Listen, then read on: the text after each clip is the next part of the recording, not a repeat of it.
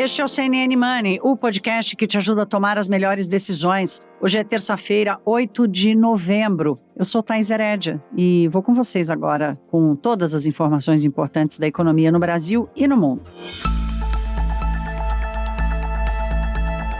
Minha gente, aqui, olha, o mercado brasileiro vinha se gabando de andar descolado da crise internacional. Bolsa caindo lá fora, dólar subindo lá fora. Aqui não, violão. Aqui a coisa estava ótima. Capital estrangeiro vindo com tudo, bolsa se descolando, dólar indo no sentido contrário do que frente ao euro, a libra esterlina, franco suíço, só moeda forte. Pois bem, o mercado aqui se deu ao luxo, inclusive, a não se estressar com a vitória de Lula. Porque ele mesmo, esse sujeito, o mercado, a Faria Lima, cantou para todos os cantos, soprou para todos os ventos que um governo petista machucaria os ativos. E aí o que tivemos? Bem, tivemos uma primeira semana que foi aquela lua de mel, né? Aquela coisa bonita. Agora, no começo desta segunda semana, os sinais que balizam a decisão dos gestores de investimentos estão emergindo. E é muito difícil se esquivar deles. A coordenação da transição está absolutamente confusa e difusa. Um monte de gente falando, são vários porta-vozes diferentes, várias soluções sendo colocadas na mesa. Ontem nós tratamos disso aqui. Como é que o governo de transição, a equipe do chamado núcleo duro próximo a Lula, já não apareceu com uma coisa muito pronta? A situação e a necessidade já são conhecidas há meses. Então era só uma questão assim, de já chegar com tudo pronto. Não precisava ninguém sentar na cadeira antes da hora, usar salto alto ou cantar vitória. Mas não ter pronta a estratégia, a principal estratégia de partida do governo, que é exatamente como pagar os benefícios sociais e, ao mesmo tempo, convencer os agentes econômicos de que tudo será feito com responsabilidade. Essa era a única missão, a mais importante, mas não é isso que está acontecendo. Pelo contrário, a pressão política botou o Fernando Haddad a candidato para o Ministério da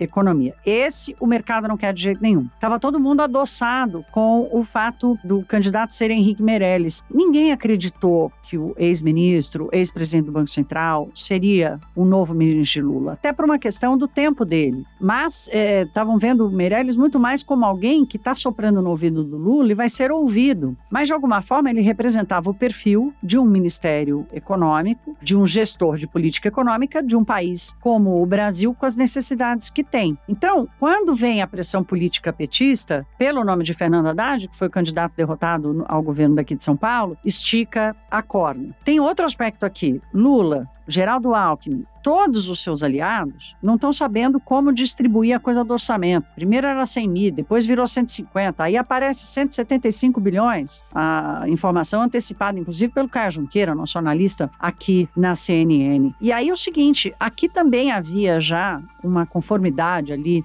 um conformismo do mercado com um avanço da tal da PEC da transição. Mas ele vinha condicionado. Ele vinha condicionado o seguinte, olha, pode avançar, mas não derruba as últimas estacas das regras fiscais, né? Não exagera no sacolejo, porque a coisa ainda está frágil. Então vamos fazer o seguinte, vamos fazer aquilo que é possível, aquilo que é racional, aquilo que faz sentido, que é sustentável no curto e no médio prazo, para o país poder respirar, inclusive politicamente, e tomar as decisões mais corretas. Então, o que aconteceu ontem foi exatamente assim, tá tudo suspenso? Não vão resolver ainda? Então, bolsa despenca, dólar dispara, e o estresse dessa segunda-feira, minha gente, alerta ao governo eleito que é o seguinte, primeiro, capital estrangeiro está bastante disposto a vir para o Brasil. Vocês se lembram, ontem aqui, no episódio de segunda-feira, eu trouxe uma análise muito boa do Bank of America, mostrando o tamanho do desconto das ações brasileiras, a performance absolutamente disparada das principais estatais, que são muito ligadas à questão tanto de utilities, serviços públicos, como também a commodities, ou seja, setores estruturados. Então tem um parquinho de oportunidades aqui para o capital estrangeiro com coisa sólida, além da gente estar em vantagem na comparação com outros países emergentes. Então o alerta, o estresse de ontem mostra o seguinte, lua de mel não. Ali tinha uma oportunidade, óbvio, o estrangeiro, sem a pressão política que nós aqui no Brasil sentimos e essa má vontade do mercado com um novo governo petista, nunca foi outra coisa diferente disso, o capital estrangeiro mais livre, mais distante desse calor, tomando uma decisão pensando, olha, aqui tem uma questão ambiental, aqui tem uma questão de inserção internacional, né, porque o Brasil foi sendo isolado nesses anos todos. Então, esse é o primeiro lado, né, o capital estrangeiro não vem de graça. Ele vem porque há oportunidade, porque há empresas sólidas e porque há expectativa para uma gestão ambiental, uma gestão de política externa minimamente endereçada para aquilo que eles afirmam ser o mais importante. Mas o mercado local segue avesso e arisco ao petismo. Isso não mudou. O investidor doméstico não vai ficar olhando o estrangeiro sair comprando tudo e ficar quieto, né? Não tem bobo nesse mercado. Agora, qual é o custo para isso? Qual é a contrapartida para isso? Essa é que é a grande questão. Nós conversamos hoje, mais cedo, com o Gabriel Barros, que é economista-chefe da Rio Asset, que acompanha muito de perto essa discussão fiscal. Fazer um parênteses aqui, vocês se lembram, semana passada eu trouxe dele um levantamento com uma conta assim, se atender ao principal ponto, que é a manutenção do Auxílio Brasil ou do Bolsa Família em R$600, juntar os 150 a mais por família, melhorar a farmácia popular, melhorar a questão da merenda escolar, fazer o reajuste da merenda escolar, considerar um reajuste dos servidores e também um aumento real, mesmo que seja pequeno, do salário mínimo, a conta do Gabriel dava abaixo de 100 bilhões de reais. Aí, de repente, vem esse 175. O Gabriel considera o seguinte, que o mercado fala em 100 para aceitar 140, 150, né? Mas se a conversa começa com 175, a corda estica demais. Então, eu perguntei ao Gabriel o que está faltando nesse debate, né? Exatamente assim, temos números, temos promessas, temos vários debates políticos com gente do centrão, com gente da direita, com gente da esquerda, pressão para todos os lados, mas assim, na visão dele, o que está faltando como ponto central desse debate? Vamos ouvir. Então, acho que o que está faltando é, de fato, definir o que tipo de medidas vão ser contempladas, né? A gente sabe que não dá para abraçar tudo que foi prometido, né? Foi muita coisa prometida. Precisa definir o escopo da PEC. Se forem colocadas na PEC todas as promessas que foram feitas, absolutamente todas, a gente está falando de mais de 400 bilhões de reais. Então, assim, claramente não tem espaço para isso. Como você falou no começo, uma PEC bem calibrada, ela está rodando em torno de 100 bilhões, né? De 70 a 120, aproximadamente 100 bilhões, aí o ponto central é o tamanho, digamos assim, ok para o mercado da PEC. O dilema do governo é, na medida em que eles querem trabalhar com um valor de PEC muito substancial, né, muito elevado, isso acaba, digamos assim, forçando o governo a indicar um ministro da Fazenda mais ortodoxo, né, mais para o mercado, vamos dizer assim. Então tem um trade-off entre o valor da PEC e a indicação do ministro, que é importante chamar a atenção. Se forem colocar absolutamente tudo, salário mínimo, Auxílio Brasil de R$600, mais o adicional das crianças, mais a compensação do ICMS, mais o reajuste do servidor e por aí vai, se a gente for contemplar todas essas medidas, a gente vai estar falando de aproximadamente 400 bilhões de reais.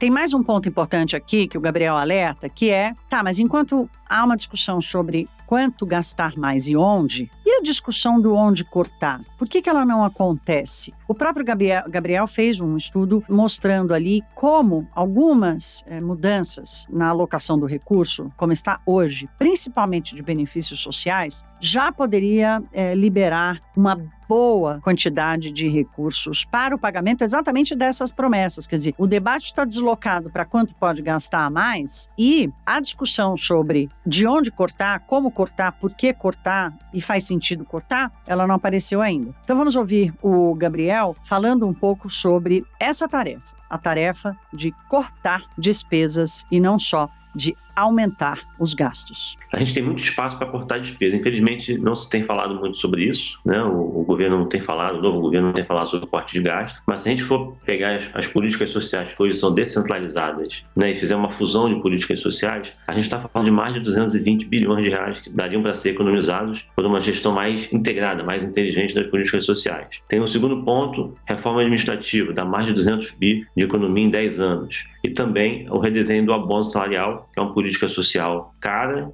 ineficiente, que também daria também mais de 200 bilhões em 10 anos. Então tem bastante espaço para corte de despesa.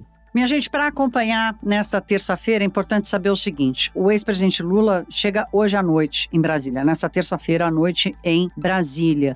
Há uma expectativa dele se encontrar amanhã com Arthur Lira, que é o presidente da Câmara dos Deputados agora, candidato à reeleição ao cargo, e mesmo que ele não vença por uma força política diferente, ele vai continuar tendo uma liderança importante e considerável na Câmara dos Deputados. Ele ainda tem na mão o gatilho para algumas pautas bombas, a depender do que ele receber em contrapartida. Conversa com lideranças como Arthur Lira é uma conversa de acertos, não é uma conversa de bondades, é uma conversa de um lado faz uma coisa, outro lado faz outra coisa. O Geraldo Alckmin, vice-presidente eleito, que é o coordenador geral do governo de transição, tem um encontro marcado com as lideranças da Comissão Mista de Orçamento. Já esteve semana passada com o relator do orçamento, senador Marcelo Castro, mas agora vai se encontrar também com o presidente da comissão, Celso Sabino, e com outros parlamentares que compõem o colegiado que discute o orçamento do ano que vem. Essa conversa é importante, mas assim, o tempo está passando, né? Então, o drive do mercado hoje é de cautela, mas também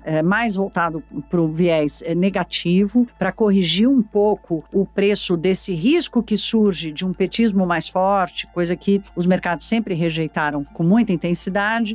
Então, de qualquer forma, essa é a premissa para hoje. Paulo Guedes faz uma participação na COP27 direto de um evento na Confederação Nacional da Indústria em Brasília. Certamente vai vender bastante os feitos de seu governo e da sua gestão no mandato de Jair Bolsonaro. E aí tem uma fala política, minha gente, marcada para o início da tarde, que é de Valdemar da Costa Neto, presidente do PL, que é o partido do presidente Jair Bolsonaro. É nessas horas que a política se mistura com a economia, é importante acompanhar, porque o PL certamente vai fazer uma oposição ao governo petista, mas que oposição é essa? Qual é a intensidade? Onde há espaço para o diálogo? O governo novo vai precisar muito da política, porque tem a pauta toda de reformas para acontecer. Quer dizer, tem a questão do curto prazo, que é liberar gasto, mas tem a questão do médio e do longo prazo, que não só tem a questão da reforma fiscal, de qual vai ser a nova âncora fiscal e por aí vai, mas as outras reformas que precisam acontecer para garantir um crescimento mais sustentável da economia brasileira nos próximos anos. Então, hoje é daqueles dias, mais um daqueles dias em que a política se mistura com a economia e o discurso político precisa ser acompanhado de perto e pode, como a gente fala no jargão do mercado, fazer preço. Outra coisa que vai fazer preço hoje no mercado são as eleições, os midterms nos Estados Unidos, eleição que vai renovar 100% da Casa dos Representantes, que é como se fosse a Câmara dos Deputados, 1/3 do Senado, 36 governadores e algumas posições nos legislativos estaduais. É uma mexida gigantesca que acontece nos Estados Unidos, sempre no meio do mandato presidencial, há uma força política intensa, promovida por Donald Trump, que é um forte representante dos republicanos hoje. A leitura da CNN Internacional traz aqui a possibilidade de os republicanos retomarem a maioria na Casa dos Representantes. Hoje os democratas têm a maioria nas duas casas e os democratas manterem a maioria no Senado. Aqui forma-se uma trava aos últimos 2 anos de Joe Biden, né, que tem na economia o seu principal entrave, mas no discurso sobre os costumes, o seu principal foco, pelo menos foi assim até hoje, na disputa e na tentativa de convencimento dos eleitores. No Money de hoje, nós tivemos uma participação especial aqui do Lorival Santana, nosso analista de economia, que ele faz uma leitura muito interessante sobre o peso da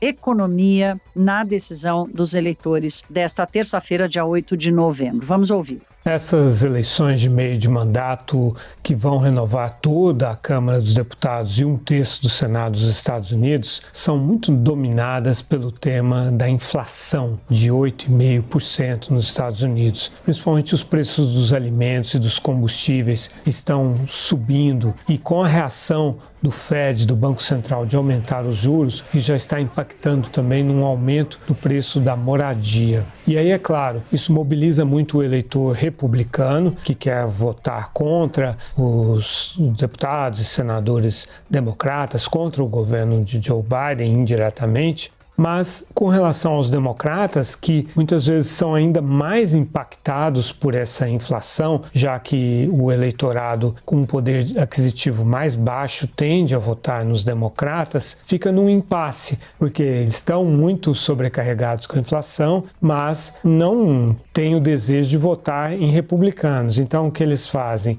Devem se abster, não votar. Isso diz respeito, por exemplo, aos eleitores negros, aos latinos, às mulheres dos subúrbios das grandes cidades, que foram impactadas pela Suprema Corte, que decidiu acabar com a garantia do direito ao aborto em meados do ano. Isso foi uma decisão de juízes nomeados pelo Donald Trump, ex-presidente. Então, o grande desafio dos democratas é mobilizar os seus eleitores para irem votar. Foi por isso que o ex-presidente Barack Obama foi a campo para tentar fazer isso.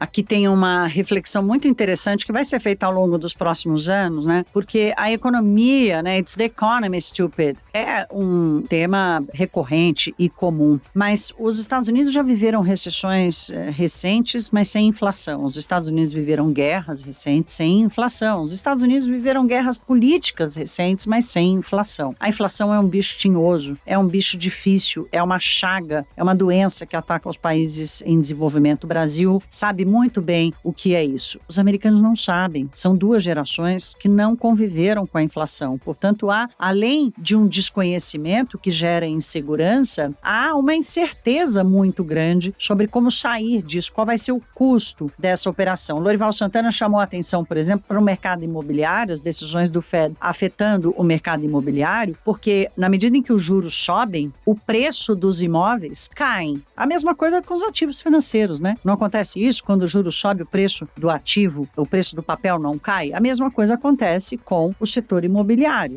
Os juros estão subindo, os preços dos ativos vão cair, o que empobrece os proprietários por um lado e aumenta a dívida por outro. Então, as condições financeiras provocadas pelo combate à inflação, para além da convivência com a alta dos preços, é um desafio gigante que, inclusive, tem gerado ruído na decisão, na escolha, porque é uma referência que 2 gerações americanas não têm. Como lida com uma inflação? Qual é o custo disso? Onde é que nós vamos sair? O Brasil está convivendo com uma taxa de juros de 2 dígitos, ficará assim, pelo menos por mais um ano inteiro, mas aqui a gente já tem aquela malemolência, né, de lidar com situações restritivas. Os americanos não. Esse é um fator importante para acompanhar dessas eleições. A volatilidade não vai dar trégua, os futuros americanos e as bolsas na Europa operando para cima e para baixo, sem uma direção. Tem aqui um clima de espera pelo que vai ser das eleições, como eu disse há pouco. Lá fora, na Ásia, nós tivemos aqui Xangai e Hong Kong em queda, devolvendo um pouco dos ganhos das últimas semanas. Há mais casos de Covid sendo reportados na China, portanto, distanciando aí uma pressa do mercado em ouvir que o governo chinês vai abrir mão das restrições da política de Covid zero. E no Japão, o Nikkei subiu mais de 1%, acompanhando a performance de Wall Street ontem, que aliás foi muito bem, obrigado, enquanto o Brasil por aqui afundava com bolsa caindo e dólar subindo. É importante vocês saberem que a CNN Brasil vai fazer uma cobertura especial para essas eleições. A partir das 11 da noite dessa terça-feira temos uma cobertura ao vivo com repórteres, com análise em tempo real do que está acontecendo até os resultados. De novo, um evento político muito importante, impactando, fazendo preço nos mercados e alimentando esse bicho da volatilidade. Esse é guloso, fala sério. E não importa, fala todas as línguas, né? Pega os americanos, pega os brasileiros, pega tudo quanto é tipo de mercado. Nós aqui no CNN Money traduzimos para vocês isso tudo que está acontecendo com suas repercussões e o custo, né, minha gente? Quanto custa lidar com uma crise desse tamanho? O CNN Money fica por aqui. Eu volto amanhã, na quarta-feira. Até lá, se cuidem. Um beijo.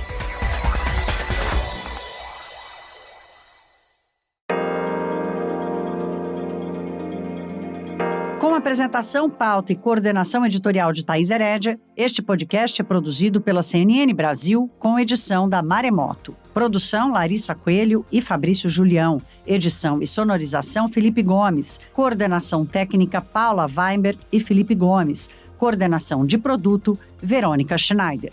Você também pode ouvir o CNN Money no site da CNN Brasil.